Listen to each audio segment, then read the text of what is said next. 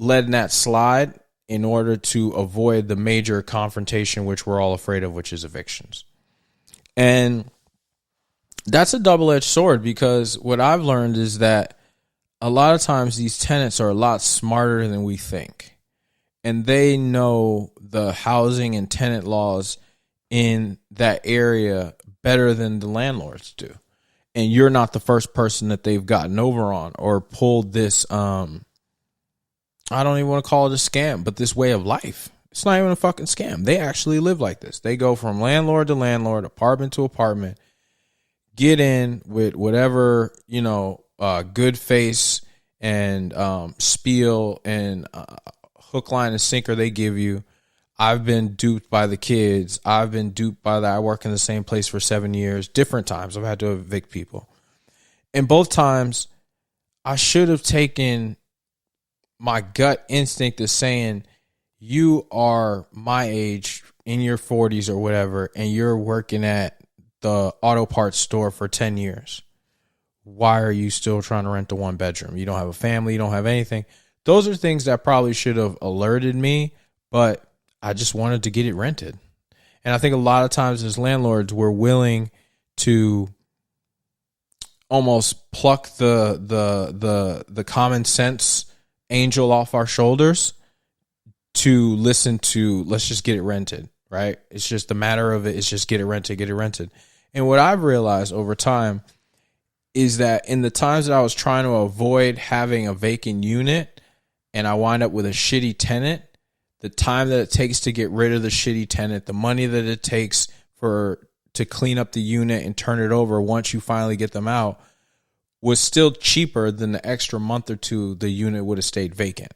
So I encourage people to stay patient and look for your tenant like you would look for an employee, right? Do your due diligence. Don't just hop. Everyone, when they first meet you as a tenant, is going to be like a first date, right? They're going to talk the best. They're going to dress their best. They're going to smell their best. Meet them a couple of times, right?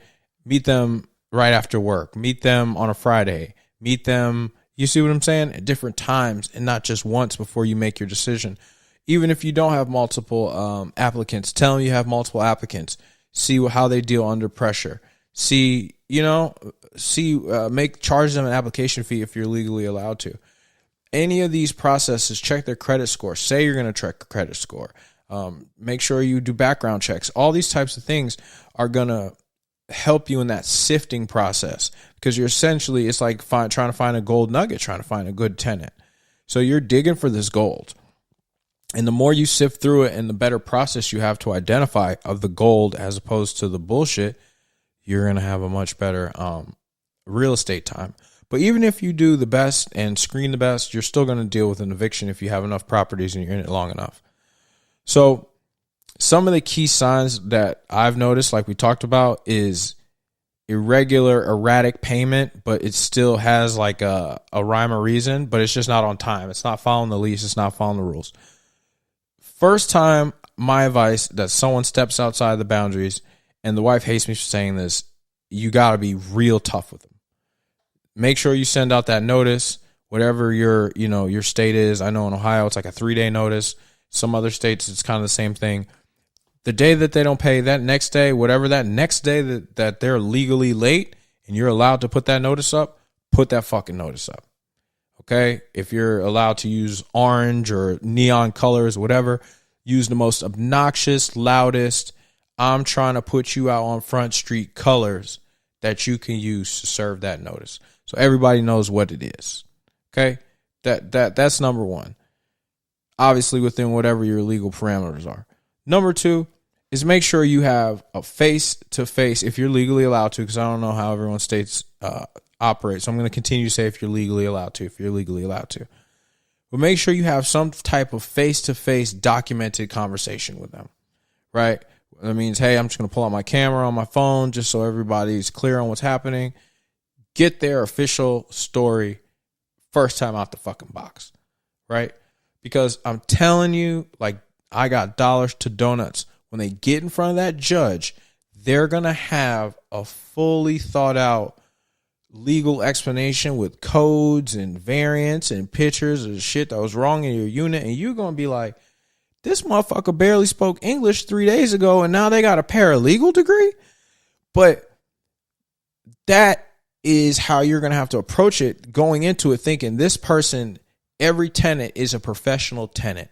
They know every loophole. They know every trick in the book, and you got to cover yourself. So you got to make sure your leases are ironclad. You got to make sure your communication is always written or somehow recorded and documented, right?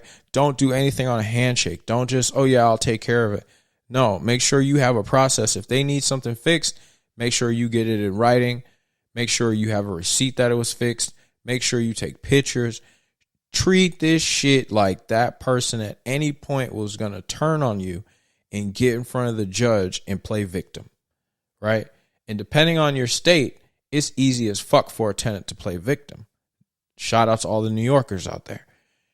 A lot of times people are so scared to take their tenants to eviction court that they wind up being ran by the tenant. It's like you living somewhere that you paying the bills for this motherfucker to dictate how you going to operate on your shit.